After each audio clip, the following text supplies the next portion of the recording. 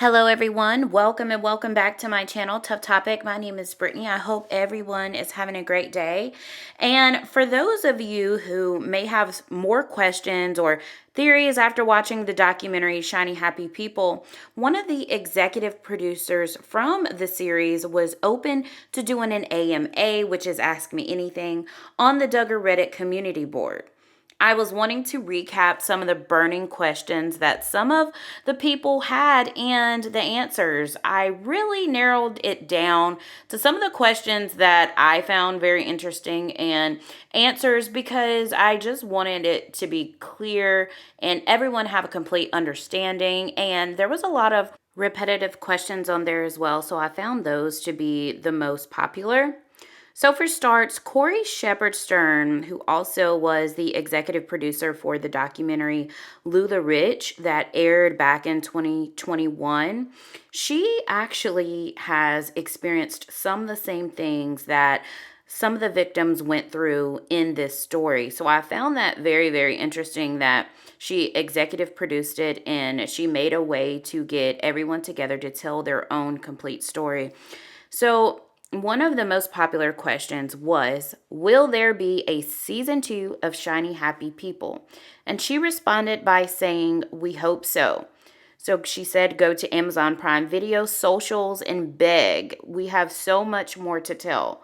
And trust me, I do believe that. So following that answer, she also gets asked, why only briefly feature the Bates family when they also did multiple TV shows while Gil Bates was on the IBLP board? She states that she wanted to get into the Bates, but it was so hard to get everything in season 2. So no, y'all are not safe, Bates family. Your secrets will be outed as well.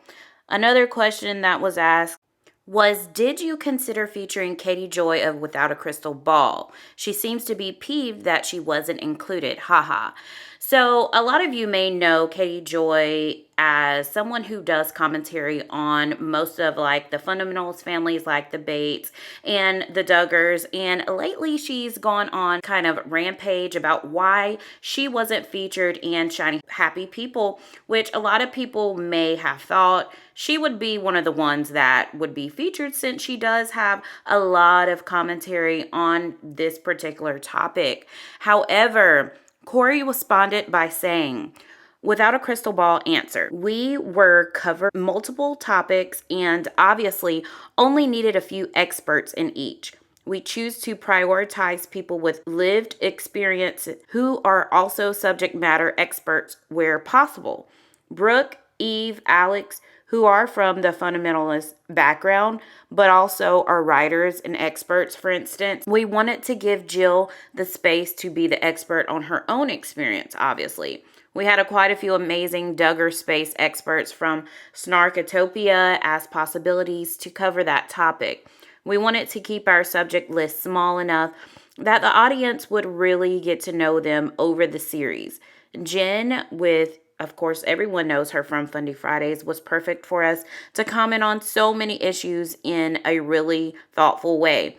And that's said without taking anything away from any other expert. I think every expert wondered why they didn't get contacted or ultimately chosen. It wasn't anything personal. It's just the nature of making a project like this. So I do want to just piggyback off of what Corey was saying in regards to she wanted it to be, experts that kind of give their take in different areas other than just snarking on the families. Without a crystal ball, she actually gives commentary and she does it in a way that may be not as professional as someone that would want them in a documentary would like for her to be. There's also been rumors of her telling lies and making up fake stories when her views are getting low.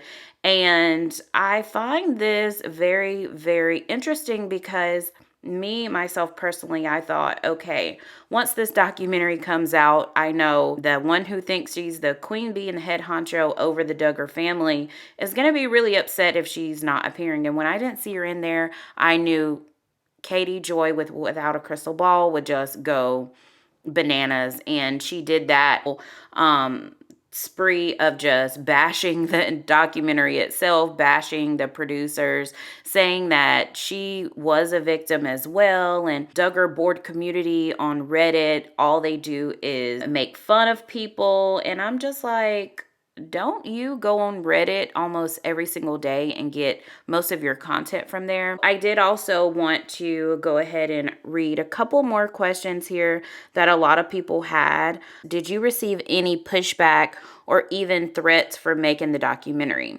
She put, nope, thanks for asking, which I honestly thought that she would have just a hard time getting this put out there, because a lot of people that's involved with the IBLP and other families that are involved in it would probably have multiple lawsuits that they would file against the production company itself. And she said she didn't. So that was great.